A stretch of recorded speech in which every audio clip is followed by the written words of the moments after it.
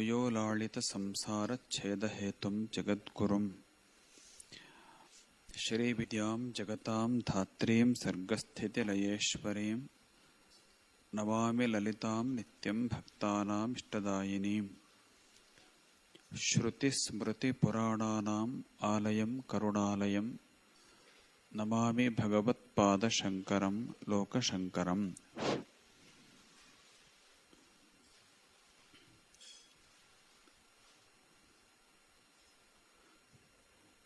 ಯುಗಾದಿಯಿಂದಲೇ ಪ್ರಾರಂಭ ಆಗಿರುವ ಈ ರಾಮಾಯಣದ ಚಿಂತನೆ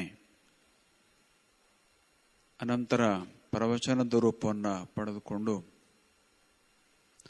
1 ತಿಂಗಳಕ್ಕೂ ಹೆಚ್ಚು ಕಾಲ ನಿರಂತರ ನಡೆದು ಈ ದಿವಸ ಪೂರ್ಣಗೊಳ್ಳುತ್ತಾ ಇದೆ. ಶ್ರೀರಾಮನ ಪಟ್ಟಾಭಿಷೇಕದೊಂದಿಗೆ ರಾಮರಾಜ್ಯವನ್ನು ಚಿಂತನೆ ಮಾಡೋದರೊಂದಿಗೆ ಪೂರ್ಣಗೊಂಡಿದೆ.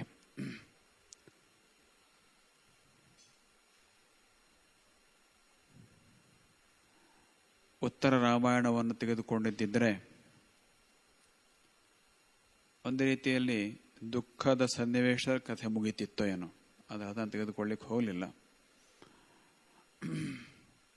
ರಾಮರಾಜ್ಯದ ಒಂದು ಸಂತೋಷದ ಸ್ಥಿತಿಯಲ್ಲೇನೆ ಈ ಕಥೆ ಪೂರ್ಣವಾಗ್ತಾ ಇದೆ.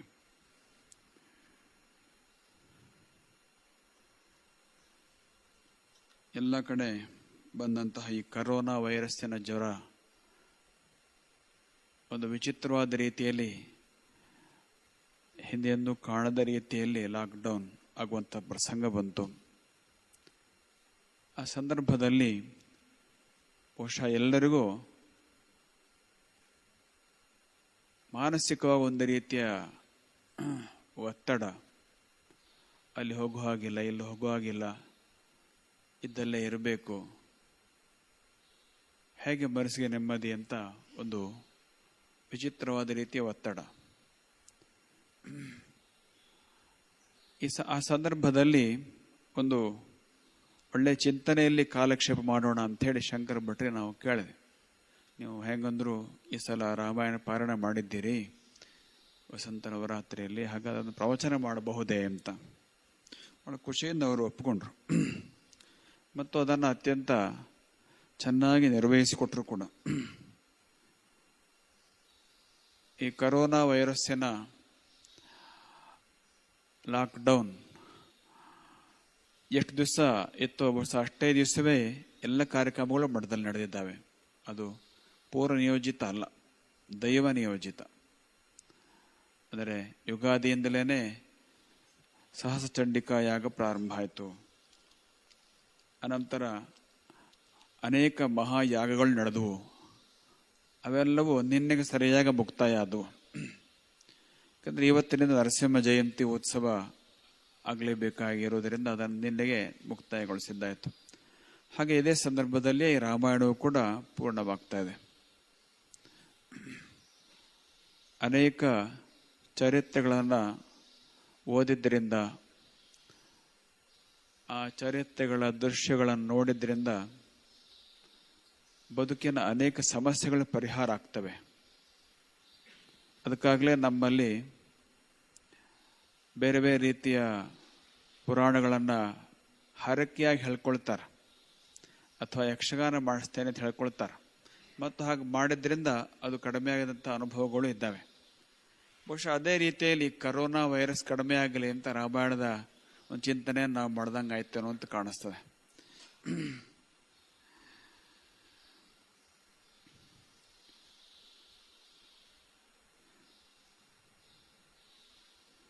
ಬಹುಶಃ ನಿನ್ನೆಯ ಮತ್ತು ಇವತ್ತಿನ ಕಥೆಯಲ್ಲಿ ಬಂದಂತಹ ಸೀತೆಯ ಅಗ್ನಿ ಪರೀಕ್ಷೆ ಬಹಳ ಎಲ್ಲರ ಮನಸ್ಸಿಗೂ ಬಹಳ ಆಳವಾಗಿ ತಾಗಿದೆ ಅಂತ ಕಾಣ್ತದೆ. ಇಷ್ಟೊಂದು ಕಷ್ಟಪಟ್ಟಂತಹ ಸೀತೆಗೆ ಇದು ಯಾಕೆ ರಾಮ ಅಗ್ನಿ ಪರೀಕ್ಷೆ ಒಡ್ಡಿದ ಅಂತ. ಇವತ್ತಿಗೂ ಈ ಅಗ್ನಿ ಪರೀಕ್ಷೆ ಅನ್ನೋ ಶಬ್ದ ರೂಢಿಯಲ್ಲಿದೆ. ಅದು ಇದೇ ಕಾರಣದಿಂದಲೇ ಬಂದಿದೆ, ಸೀತೆಯ ಅಗ್ನಿ ಪರೀಕ್ಷೆಯ ಕಾರಣದಿಂದಲೇ ಬಂದಿದೆ. ಗಂಭೀರವಾದ ಸಮಸ್ಯೆ ಪರೀಕ್ಷೆಯ ರೂಪದಲ್ಲಿ ಎದುರಿಗೆ ಬಂದಾಗ ಅಗ್ನಿ ಪರೀಕ್ಷೆ ಅಂತ ಹೇಳ್ತಾರೆ. ಆ ಅಗ್ನಿ ಪರೀಕ್ಷೆ ಎಂಬ ಶಬ್ದ ಎಲ್ಲಿಂದ ಬಂತು ಅಂತ ಕೇಳಿದ್ರೆ ಇದೆ. ಸೀತೆಯ ಒಂದು ಅಗ್ನಿ ಪರೀಕ್ಷೆ ಕಾರಣದಿಂದಲೇ ಬಂತದು. ಅದಕ್ಕೆ ಉತ್ತರವನ್ನಾಗಲೇ ವಾಲ್ಮೀಕಿ ಮಹರ್ಷಿಗಳ ಕೊಟ್ಟ ರೀತಿಯಲ್ಲಿ ಶಂಕರ ಭಟ್ರು ಹೇಳಿದ್ದಾರೆ. ನಾವು ಆಗಲೇ ಅಂದ್ಕೊಂಡಿದ್ದು ಹೀಗೊಂದು ಉತ್ತರ ಇರಬಹುದು ಅಂತ ಹೇಳಿ. ರಾಮ ಒಮ್ಮೆಲೆ ಸೀತೆಯನ್ನು ಸ್ವೀಕಾರ ಮಾಡಿದ್ದಿದ್ರೆ ಸಾಮಾನ್ಯ ಗೃಹಸ್ಥನಂತೆ ಪರಿಗಣಿಸಲ್ಪಡ್ತಾ ಇದ್ನೇನೋ ಬಹುಶಃ. ಸಾಮಾನ್ಯ ಗೃಹಸ್ಥರು ಹೇಗಿರ್ತಾರೆ ಅಂದರೆ ವಿಷಯ ಲೋಲುಪರಾಗಿರ್ತಾರೆ. ಅಂಥದೇ ಒಂದು ವಿಷಯ ಲೋಲುಪತೆಯಲ್ಲಿ ಪ್ರಕಟ ಆದಂಗೆ ಆಗ್ಬಿಡ್ತಿತ್ತು ಸೀತೆಯನ್ನು ಒಮ್ಮೆಲೆ ಆತ ಸ್ವೀಕಾರ ಮಾಡಿದ್ದಿದ್ರೆ. ಸಾಮಾನ್ಯ ಗೃಹಸ್ಥನಿಗೆ ಅದು ಇರ್ತದೆ. ಸೀತೆಯನ್ನು ಹಾಗೆ ಸ್ವೀಕಾರ ಮಾಡಿದ್ದಿದ್ರೆ ಅದೇ ರೀತಿಯ ಗೃಹಸ್ಥ ರಾಮ ಅಂಥೇಳಿ ಬಹುಶಃ ಪರಿಗಣನೆ ಆಗ್ತಿತ್ತೋ ಏನೋ. ಹಾಗೆ ಮಾಡದೆ ತನ್ನ ಧರ್ಮ ಕಠೋರತೆಯನ್ನು ಅವನಲ್ಲಿ ವ್ಯಕ್ತಪಡಿಸಿದ. ರಾಮನ ಜೀವನದಲ್ಲಿ 10 ಕಡೆ ಧರ್ಮ ಕಠೋರತೆ, ಕರ್ಮ ಕಠೋರತೆ ಕಂಡು ಬರ್ತದೆ.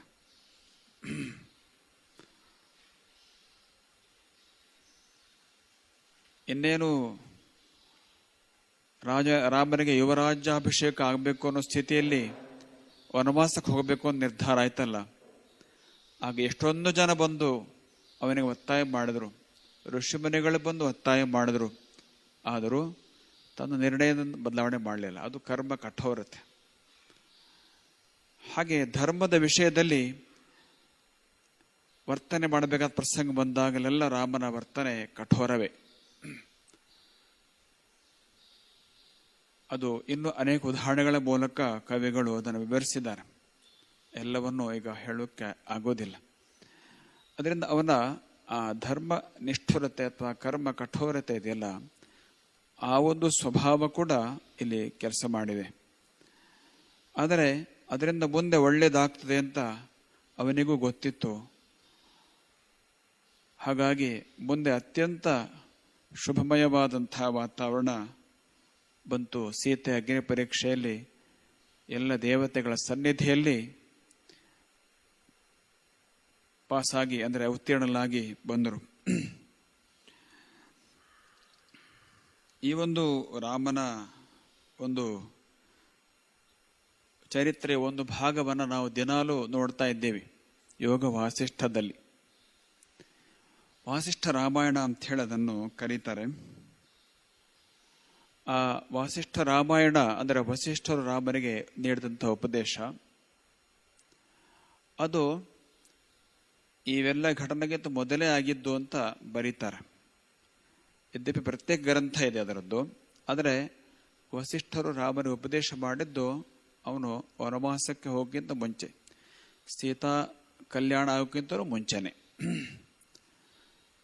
ವಾಲ್ಮೀಕಿ ಮಹರ್ಷಿಗಳೇ ಅದನ್ನು ಬರೆದರು ಅಂತ ಸಂಪ್ರದಾಯವಾದಿಗಳು ಹೇಳ್ತಾರೆ. ಭರದ್ವಾಜರ ಹತ್ರ ವಾಲ್ಮೀಕಿಗಳು ಬಂದು ಕೇಳ್ತಾರೆ, ನನ್ನ ಮನಸ್ಸಿನ ತಳಮಳವನ್ನು ಹೆಂಗೆ ಕಡಿಮೆ ಮಾಡ್ಕೊಳ್ಬೇಕು ಅಂತ. ಆಗ ಭರದ್ವಾಜರು ಹೇಳ್ತಾರೆ, ನೀನು ರಾಮನ ಕಥೆಯನ್ನು ಬರದೇ ಇಲ್ಲ, ಆದರೆ ಆ ರಾಮನ ಒಂದು ಗುಣವನ್ನು ವಿಸ್ತರಿಸಿ ನೀನು ಬರೆಯೋ ಅವಶ್ಯಕತೆ ಇದೆ. ಅದೇನು ಅಂತಂದರೆ, ಮೇಲ್ನೋಟಕ್ಕೆ ರಾಮ ರಾಜ್ಯ, ಅದು ರಾಮ ರಾಜ, ಆದರೆ ಅಂತರಂಗದಲ್ಲಿ ಆತ ದೊಡ್ಡ ಮುನೀಶ್ವರ. ಅವನು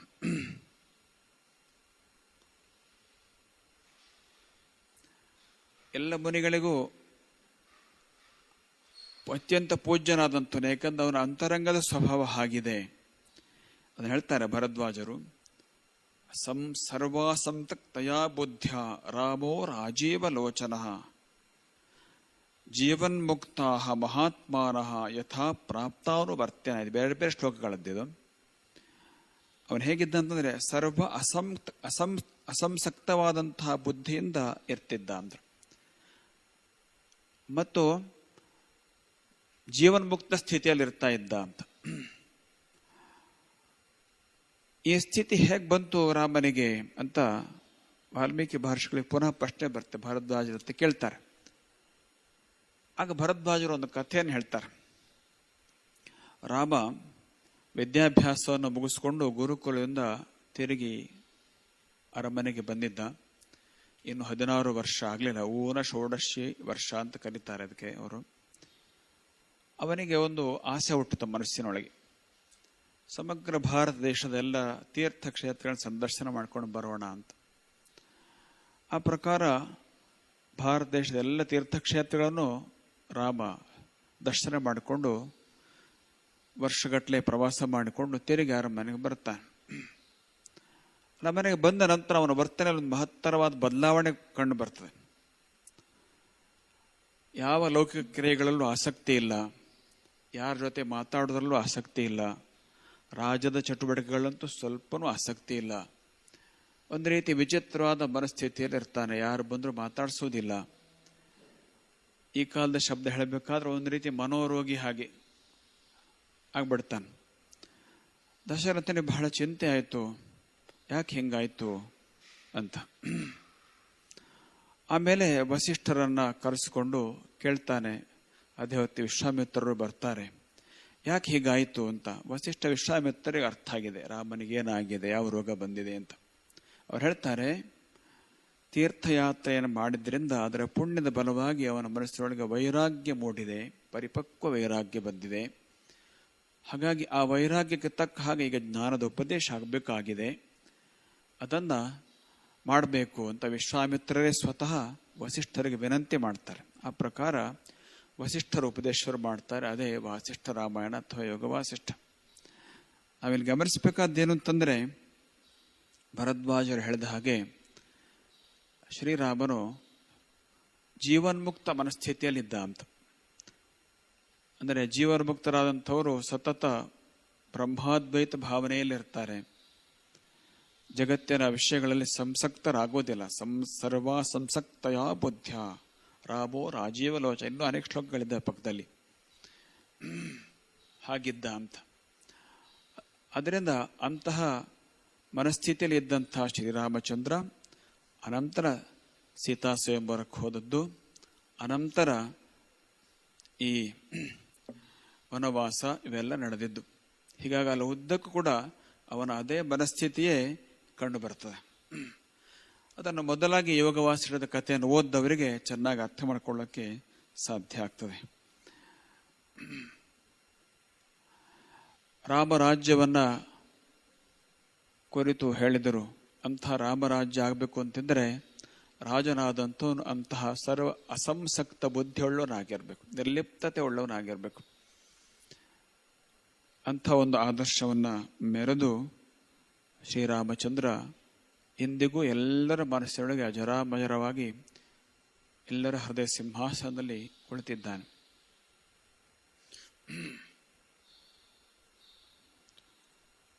ಈ ಸಂದರ್ಭದಲ್ಲಿ ಒಂದು ಸಂಗತಿ ನೆನಪಿ ಬರ್ತದೆ ನಮಗೆ. ನಾವು ರಾಮೇಶ್ವರದ ಯಾತ್ರೆಗೆ ಹೋಗಿದ್ದು ಒಂದ್ಸಲ. ಅಲ್ಲಿ ರಾಮೇಶ್ವರದ ಅತ್ಯಂತ ತುಟ್ಟ ತುದಿ, ಪೂರ್ವ ಭಾಗದ ತುಟ್ಟ ತುದಿ ಧನುಷ್ ಕೋಟೆ ಅನ್ನುವಂಥ ಒಂದು ಭಾಗ ಇದೆ. ಅಲ್ಲಿಂದ ಲಂಕೆಗೆ ಸೇತುವೆಯನ್ನು ಕಟ್ಟಿದ ಜಾಗ ಅದು. ಧನುಷ್ ಕೋಟೆ ಅಂತ ಹೆಸರು ಈಗಲೂ ಇದೆ. ರಾಮನ ಧನಸ್ಸು ನೆಲಕ್ಕೆ ಹಿಡಿದು ಸಾಗರನಿಗೆ ಬಿಡ್ಲಿಕ್ಕೆ ತಯಾರಾದಂಥ ಒಂದು ಜಾಗ. ಆಗ ಸಾಗರ ರಾಜ ಶರಣಾಗತನಾಗಿ ಬಂದ ಇದೆಲ್ಲ ಕಥೆಯನ್ನು ನಾವು ಕೇಳಿದ್ದೇವೆ. ಆ ಸ್ಥಳದಿಂದ ಲಂಕೆಯವರೆಗೂ ಹೇಳ್ತಾ ಅಲ್ಲಿ ಜನ ಅಲ್ಲಿ ಇಳಿದು ನೋಡಿದ್ರೆ ಗೊತ್ತಾಗ್ತೈತೆ, ಎಷ್ಟು ದೂರ ಹೋದ್ರೂ ಕೂಡ ಮುಳ್ಕೊಂಡೇ ಮುಳುಗೋದಿಲ್ಲ.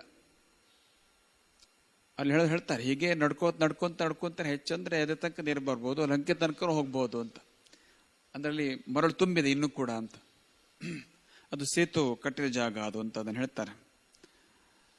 ಅಲ್ಲದೆ ಅನೇಕ ವೈಜ್ಞಾನಿಕ ಸರ್ವೇಕ್ಷಣೆಯಿಂದಲೂ ಕೂಡ ಆ ಧನುಷ್ ಕೋಟೆಯಿಂದ ಶ್ರೀಲಂಕೆಯವರೆಗಿನ ಆ ಜಾಗದಲ್ಲಿ ಹಿಂದೆ ಒಂದು ಪ್ರಾಚೀನವಾದ ಒಂದು ಕಟ್ಟಡ ಇತ್ತು ಅಂತ ಅನೇಕರು ಹೇಳ್ತಾರೆ. ಅನೇಕ ವೈಜ್ಞಾನಿಕ ಸರ್ವೇಕ್ಷಣೆಯಲ್ಲಿ ಒಂದು ಬಂದಿದೆ. ಅಂಥ ಒಂದು ರಾಮ ಸೇತುವನ್ನು ದರ್ಶನ ಮಾಡುವಂಥ ಒಂದು ಸಂದರ್ಭ ನಮಗೆ ಜೀವನದಲ್ಲಿ ಬಂದಿದ್ದು ಈ ಕಥೆಯಲ್ಲಿ 10 ಸಲ ನಮಗೆ ನೆನಪಿಗೆ ಬಂತು. ಅಂತೂ ಈ ಒಂದು ಸುಂದರ ಕಥಾನಕ ಅಲ್ಲಿ ಇಲ್ಲಿ ಚೌಚೌವಾಗಿ ಎಲ್ಲರೂ ನಾವು ತಿಳಿದವರು ರಾಮಾಯಣವನ್ನು. ಎಲ್ಲೋ ಯಕ್ಷಗಾನ ನೋಡಿದ್ದು, ಎಲ್ಲೋ ಒಂದೊಂದು ಪುಸ್ತಕ ಸ್ವಲ್ಪ ಓದಿದ್ದು, ಹೀಗೆ ಆದರೆ ಸಮಗ್ರ ರಾಮಾಯಣ ಒಂದೇ ಸಲ ಕೂತು ಚಿಂತನೆ ಆಗುವಂತಹದ್ದು ಅಂತ ಸಂದರ್ಭ ಸಿಕ್ಕಿದ್ದು ಬಹಳ ವಿಶೇಷ. ನಮಗೂ ಎಲ್ಲೂ ಓಡಾಟ ಇಲ್ಲದೆ, ಶಂಕರ ಭಟ್ರಿಗೂ ಎಲ್ಲೂ ಹೋಗೋ ಸಂದರ್ಭ ಬರದೆ ನಿರಂತರ ನಡೆದು ಸರಿಯಾಗಿ ಪೂರ್ತಿಯಾಗಿದ್ದು ಬಹಳ ಸಂತೋಷ. ರಾಮಾಯಣದ, ಅದರಲ್ಲೂ ಮೂಲ ವಾಲ್ಮೀಕಿ ರಾಮಾಯಣದ ಒಂದು ಗ್ರಂಥವನ್ನೇ ಓದಿದರೆ ಎಷ್ಟು ಆನಂದ ಆಗ್ತದೆ ಅಷ್ಟು ಆನಂದವನ್ನು ಉಂಟು ಮಾಡಿದೆ. ಶಂಕರ ಭಟ್ರ ಕೀರ್ತನ ಶೈಲಿ ಹಾಗೆ ಅವರ ವಿದ್ವತ್ತು ಎರಡೂ ಕೂಡ ಸೇರ್ಕೊಂಡಿದ್ದರಿಂದ ಇದಕ್ಕೆ ಬಹಳ ಸೌಂದರ್ಯ ಬಂದಿದೆ. ಅನೇಕ ಸಲ ಕೀರ್ತನ ಶೈಲಿ ಅನೇಕರಿಗೆ ಇರ್ತದೆ, ಆದರೆ ಆ ವಿದ್ವತ್ತು ಇರೋದಿಲ್ಲ. ಅಂದರೆ ರಾಮಾಯಣದ ಮೂಲ ಶ್ಲೋಕಗಳನ್ನು, ಸಂಸ್ಕೃತದ ಶ್ಲೋಕವನ್ನು ಸಂಸ್ಕೃತದಲ್ಲೇ ಅರ್ಥ ಮಾಡಿಕೊಳ್ಳುವಂತಹ ಒಂದು ಶಕ್ತಿ ಇರೋದಿಲ್ಲ. ಮತ್ತೆ ಅನೇಕರಿಗೆ ಶ್ಲೋಕಗಳನ್ನು ಚೆನ್ನಾಗಿ ಅರ್ಥ ಮಾಡ್ಕೊಳ್ಳೋ ಶಕ್ತಿ ಇರ್ತದೆ, ಈ ಕೀರ್ತನ ಶೈಲಿ ಅದನ್ನ ಹೇಳಕ್ ಬರೋದಿಲ್ಲ. ಈ ಎರಡೂ ಕೂಡಿದ್ದರಿಂದ ಇದು ಬಂಗಾರಕ್ಕೆ ಸುಗಂಧ ಬಂದಂಗಾಯ್ತು. ಹಾಗಾಗಿ ಈಗೊಂದು ಕಾರ್ಯಕ್ರಮ ಅತ್ಯಂತ ಸುಂದರವಾಗಿ ನಡೆಯಿತು. ಬಹುಶಃ ಈ ಪ್ರವಚನಕ್ಕೆ ಒಂದ್ ದಿವಸ ಬಂದವ್ರ ಮುಂದೆ ಯಾವಾಗಲೂ ತಪ್ಪಿಸ್ಕೊಳ್ಳಿಲ್ಲ, ಮಠದಲ್ಲಿದ್ದರು ತಪ್ಪಿಸ್ಕೊಳ್ಳಿಲ್ಲ, ಮಠದಿಂದ ಆಚೆಗೆ ಹೋದ್ರೆ ಗೊತ್ತಿಲ್ಲ ಅಷ್ಟೇ. ಅಷ್ಟು ಸುಂದರವಾಗಿ ಸುಶ್ರಾವ್ಯವಾಗಿ ಈ ಒಂದು ಪ್ರವಚನದ ಮಾಲಿಕೆ ನಡೆದಿದೆ. ಈ ಪ್ರವಚನದ ಒಂದು ಸಂದರ್ಭವನ್ನು ನೋಡಿದಾಗ ಒಂದು ಮಾತನ್ನು ಹೇಳಬೇಕು ಅಂತ ಅನಿಸ್ತದೆ. ಸಂಸ್ಕೃತದವರು ಅಂತ ಯಾರೆಲ್ಲ ಇದ್ದಾರೆ, ವಿದ್ಯಾರ್ಥಿಗಳಿರ್ಬೋದು, ವಿದ್ವಾಂಸರಿರ್ಬೋದು, ಸಂಶೋಧಕರಿರ್ಬೋದು, ಸಂಸ್ಕೃತ ಅಭಿಮಾನಿಗಳಿರ್ಬೋದು, ಸಂಸ್ಕೃತದವರು ಅಂತ ಯಾರೆಲ್ಲ ಇದ್ದಾರೆ ಅವರೆಲ್ಲ ಜೀವಬಾಂಧವರು ಒಂದ್ಸಲ ಆದರೂ ಈ ಮೂಲ ರಾಮಾಯಣ ಚೆನ್ನಾಗಿ ಓದಲೇಬೇಕು ಅಂತ. ಇಲ್ಲಿ ಅನೇಕ ಜನ ಸಂಸ್ಕೃತದ ವಿದ್ಯಾರ್ಥಿಗಳು, ವಿದ್ವಾಂಸರು ಇದ್ದೀರಿ. ಇದನ್ನೊಂದು ನಿಮ್ಮ ಮನಸ್ಸೊಳಗೆ ಹಾಕಿಟ್ಕೊಳ್ಳಿ. ಈ ಮೂಲ ರಾಮಾಯಣವನ್ನು, ವಾಲ್ಮೀಕಿ ರಾಮಾಯಣವನ್ನು ನಾವು ಒಂದ್ಸಲ ಆ ಶ್ಲೋಕ ಸಹಿತವಾಗಿ, ಸಾಧ್ಯವಾದ ವ್ಯಾಖ್ಯಾನ ಸಹಿತವಾಗಿ ಒಂದ್ಸಲ ಪೂರ್ತಿ ಆದ್ಯಂತ ಓದಬೇಕು ಅನ್ನೋ ಒಂದು ಗುರಿಯನ್ನು ಹಾಕ್ಕೊಳ್ಬೇಕು ಮನಸ್ಸೊಳಗೆ. ಇವತ್ತೇ ಸಂಕಲ್ಪ ಹಾಕ್ಕೊಳ್ಬೇಕು. ಅಂದರೆ ಎಲ್ಲರೂ ಒಂದು ದಿವಸ ಹಾಗೆ ಆಗ್ತದೆ. ಆಗ ನಮಗೆ ಅನೇಕ ಸಮೃದ್ಧಿಗಳು ಸಿಗ್ತವೆ. ಅದ್ಭುತವಾದಂತಹ ನೀತಿ ಮಾತುಗಳು, ಅದ್ಭುತವಾದಂತಹ ನೈತಿಕ ಉಪದೇಶಗಳು, ಧರ್ಮೋಪದೇಶಗಳು, ನಡೆದು ತೋರಿಸ್ತಕ್ಕಂತಹ ಬರೀ ಹೇಳಿ ತೋರಿಸ್ತಕ್ಕಂಥದ್ದಲ್ಲ, ನಡೆದು ತೋರಿಸ್ತಕ್ಕಂಥದ್ದು. ರಾಮನು ಮಾನುಷನಾಗಿ ಬರ್ಲಿಕ್ಕೆ ಒಂದು ಕಾರಣ ಉಂಟಂತೆ. ರಾವಣನಿಗೆ ಮನುಷ್ಯನಿಂದಲೇನೆ ಪರಾಜಯ ಅಂತದು.